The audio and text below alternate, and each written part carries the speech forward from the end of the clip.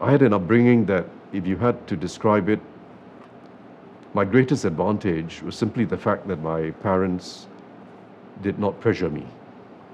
They just didn't put any pressure on me. And it allowed me to spend time on my sports extensively, spend time with my friends, do my own thinking. I, I was someone who, through my school years, had difficulty focusing on studies. I just couldn't concentrate. I was just like that. I couldn't concentrate. But my parents put no pressure on me. And I turned out okay.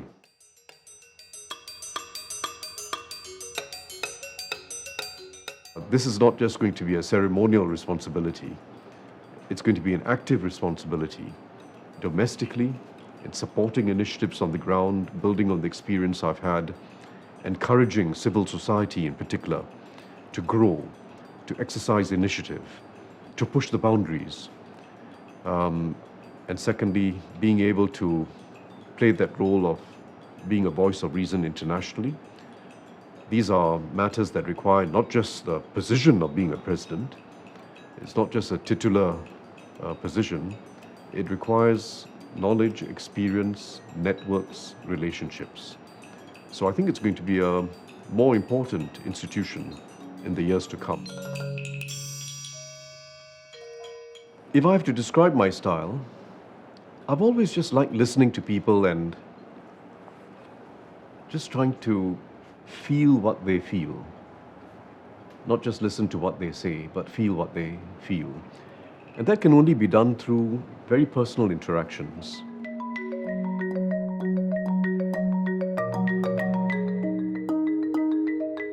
Right, not the president isn't part of politics, isn't in government. The president doesn't shape policy, but the president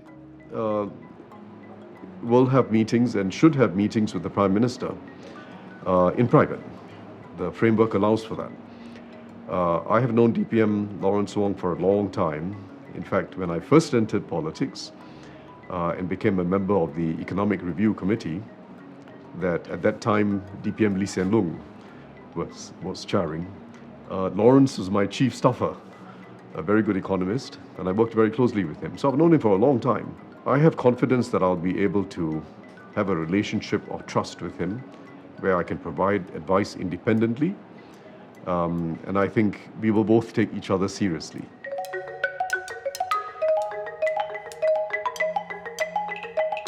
Misconception.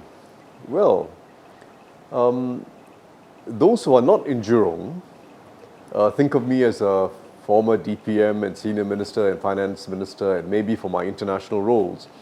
But actually, the bulk of my time in the last 22 plus years has been on the ground, interacting with people, getting to know them, sharing their joys, their frustrations. And that's been the most important part of my life in the last 22 plus years.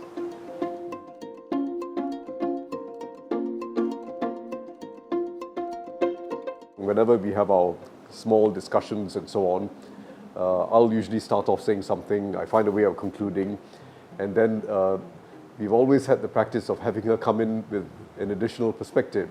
But it's always been a joke because we are really equals. There's no first and last word in our discussions. My wife and I discuss issues very closely, and we both come to the last word together.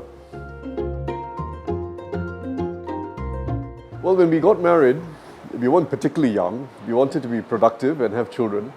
So we did a bit of research. Then we found that there was a tribe in Africa called the Yoruba tribe that had incredible fertility, and in fact lots of twins. So my wife being Teochew, we decided that we will eat as much orni as possible. And we used to go to a whole range of hawker stalls and restaurants around town eating orni. We didn't know whether the husband should eat or the wife should eat, so we both whacked. And not bad, we had 4 children in quick succession. I can't pretend there's any real theory behind it, but it tasted good. Well, my youth was in the 70s, late 60s, 70s. Singapore was a different place then.